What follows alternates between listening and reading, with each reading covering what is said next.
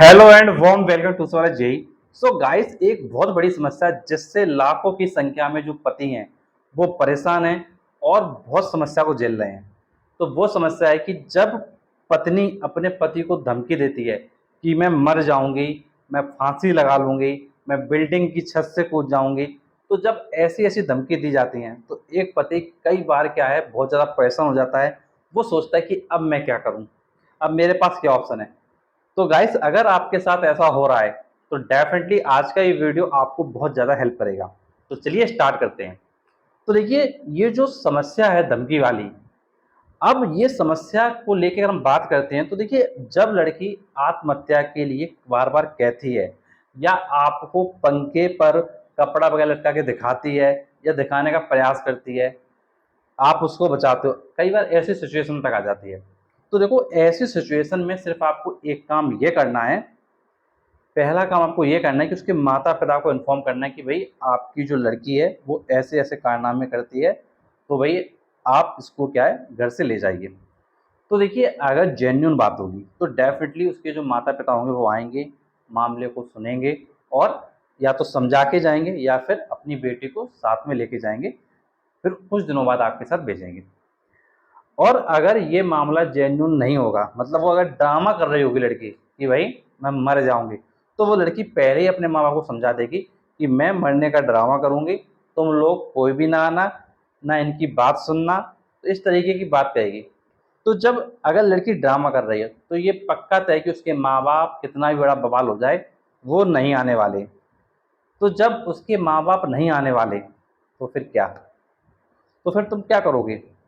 तो उसके बाद आपके पास नेक्स्ट ऑप्शन ये है कि जब भी वो क्या है, फांसी लगाने का प्रयास करें या छत से कूदने का प्रयास करें, तो आप क्या कर सकते हो कि वीडियो रिकॉर्ड कर सकते हो और उसको क्या है, अपने पास सुरक्षित रख सकते हो। और और आप चाहो तो उसी समय पुलिस भी बुला सकते हो और बता सकते हो कि ये अक्सर क्या है, इसी तरीके से मरने की कोशिश करती है या मरने की धमकी देती है। लेकिन ये फिर क्या है, कानूनी प्रोसेस हो जाएगा। लेकिन जब पुलिस आएगी तो वो लड़की यही कहेगी कि ये हमको जो है परेशान करते हैं, इनके घर वाले परेशान करते हैं, इसलिए मैं मर रही हूँ। ये कहने का मतलब ये है कि समस्या दोनों तरफ से होने वाली है। फिर अगर आप कानूनी प्रोसेस पर नहीं जाना चाह रहे हो, अगर आप सोच रहे हो कि भाई जो है ये नाटक करती है, ये हमको अच्छे से पता है, तो अब हम क्या करें? तो देखो, अगर आपको पता है कि ये नाटक करती है तो वो जो कर रही है उसको करने दो।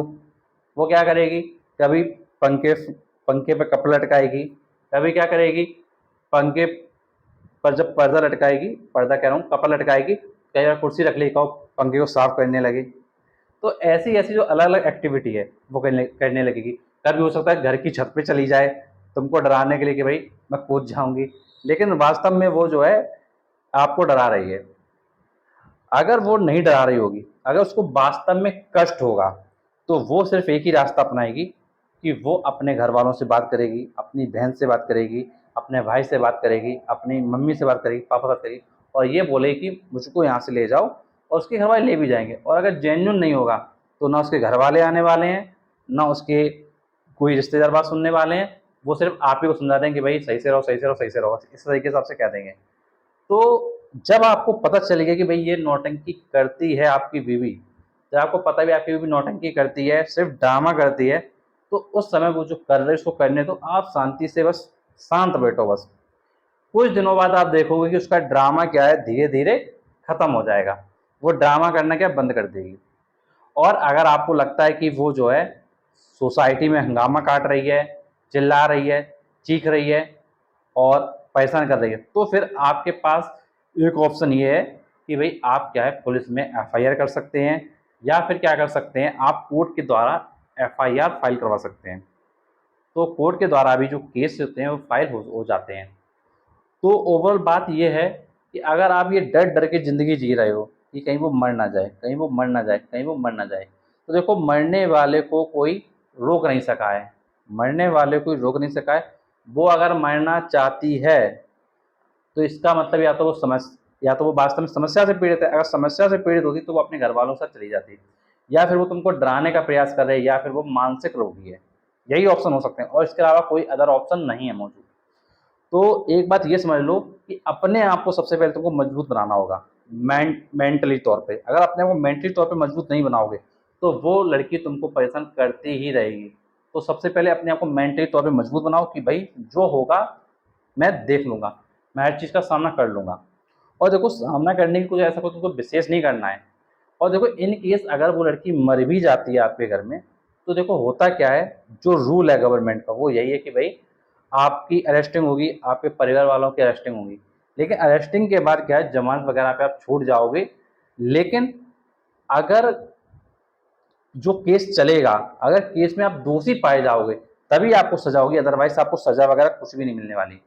तो इसलिए ये ना सोचें कि मतलब जो है पूरा ज़िंदगी बर्बाद हो जाएगा, सब कुछ बर्बाद हो जाएगा, ऐसा कुछ भी नहीं है। अगर इन केस अगर वो मर जाती है, पहले तो मरेगी नहीं क्योंकि वो नाटक है तो नहीं मरेगी, और क्योंकि जेन्युइन चीज़ होती तो उसके माँ-बाप ले जाते ना, क्यों वो नहीं ले जा रहे हैं? वो इसलिए नहीं ले जा रहे हैं क्योंकि वो जानते हैं कि हम नौटंकी में साथ दे रहे हैं। तो नॉर्मली क्या है, कोई लड़की नहीं मरती है, लड़की तभी मरती है जब या तो आप उसको मार-पीट कर रहे हो या आप उसको सता रहे हो, उसको आप परेशान कर रहे हो। अदरवाइज़ कोई लड़की वैसे नहीं मरने वाली है। वो आपको सिर्फ़ क्या है दिखावे का प्रयास कर रही होगी।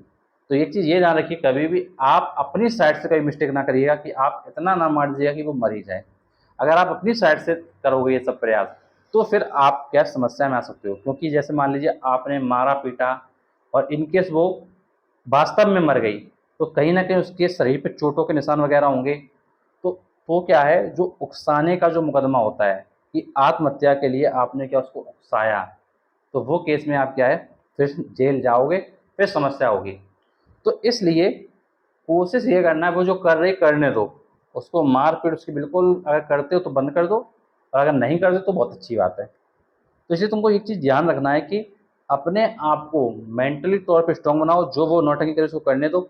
और अगर ज़्यादा उससे उससे तुम ग्रसित हो जाओ, ज़्यादा उससे परेशान हो जाओ, तो तुम्हारे पास कोर्ट का रास्ता खुला है। तुम कोर्ट के द्वारा वकील को फ़ीस वगैरह, उसकी जो वकील की फ़ीस होती है उसको दे के क्या है, केस फाइल वगैरह करवा सकते हो। और बस ये ध्यान रखिएगा जब भी आप केस फाइल करेंगे, जैसे आपने डाइवोर्स का केस फाइल किया, आपने मेंटल क्रूरल्टी का केस फाइल किया, तो फिर उसमें होगा ये कि उसके पक्ष से जो लड़की होगी वो लड़की अपनी साइड से दहेज का मुकदमा 100% लगाएगी। तो उसके लिए भी आप क्या है तैयार रहें। तो जो दहेज का मुकदमा होता है वो नॉर्मली क्या है 7 सालों तक लगता है। मतलब अगर शादी के 7 साल पूरे नहीं हुए हैं तो दहेज का मुकदमा लग सकता है, लेकिन अगर आपकी शादी के 7 साल पूरे हो गए तो दहेज का मुकदमा नहीं लगा पाएगी। और एक होता है मेंटेनेंस, और वो लड़की क्या है हमेशा मेंटेनेंस ज़रूर लगाएगी, चाहे चाहे शादी के कम साल हों, चाहे शादी के ज़्यादा साल हों। तो इसलिए अपने अकॉर्डिंग आप अपने सिचुएशन को देखिए, क्या सिचुएशन आपके साथ है, किस तरीके से चल रही है, और उसके अकॉर्डिंग अपने आप को मेंटली तौर पे स्ट्रॉन्ग रख के आगे अपनी लाइफ में डिसीजन लो, जिससे कि आपकी लाइफ स्मूथ ट्रैक पे चलती रहे, ना कि समस्या से घिरी रहे। अगर स्मूथ ट्रैक पे चलेगी तो ज़िंदगी जीने का तुमको मज़ा आएगा, अदरवाइज़ समस्याओं से घिरे रहोगे। तो समस्याओं से लड़ना सीखो, ना कि हारना। अगर समस्याओं से लड़ना नहीं सीखोगे तो लाइफ में तुम क्या करोगे? क्योंकि समस्या तो आएगी। कोर्ट, अदालत इसीलिए बनी हुई हैं क्योंकि हमारे देश में ऐसी लड़कियां मौजूद हैं कि जो इस तरीके की हरकतें करती हैं, पतियों को परेशान करती हैं। इसीलिए आज कोर्ट वगैरह सब कुछ चल रहा है, क्योंकि ये सच्चाई है। अगर हर एक व्यक्ति सुधर गया तो कोर्ट कचहरी सब बंद हो जाएंगे, लेकिन ऐसा पॉसिबल नहीं है। कुछ लोग वास्तव में पीड़ित होते हैं, कुछ लोग पीड़ित होने का नाटक करते हैं, समाज में गलत मैसेज पहुंचाते हैं, लोगों को परेशान करते हैं। उनके अलग अलग कारण हो सकते हैं। तो ओवरऑल मैंने तुमको सारी चीज़ें बताई। आपकी पत्नी फांसी की धमकी दे रही है, मरने की धमकी दे रही है, तो आपको क्या करना है? तो आई होप तुमको सारी बातें समझ में आई होंगी। अगर कोई भी डाउट है, कोई भी कन्फ्यूज़न है तो नीचे कमेंट बॉक्स से कमेंट करके पूछ सकते हो। और मैंने आपके लिए एक प्लेलिस्ट बना रखी है जो कि तुमको मिल जाएगी पॉडकास्ट में। प्लेलिस्ट का नाम होगा मैरिज केसेस। तो मैरिज केसेस प्लेलिस्ट में जाकर आप क्या है सारे वीडियोज़ रिलेटेड टू मैरिज, जो भी मैरिज में प्रॉब्लम्स होती हैं वो सारे आप देख पाएंगे। और अगर वीडियो अच्छा लगा तो प्लीज़ वीडियो को लाइक करें, चैनल को सब्सक्राइब करें, क्योंकि आपके लिए मैं और भी ऐसे वीडियो आता रहूँगा। Thanks for watching this video.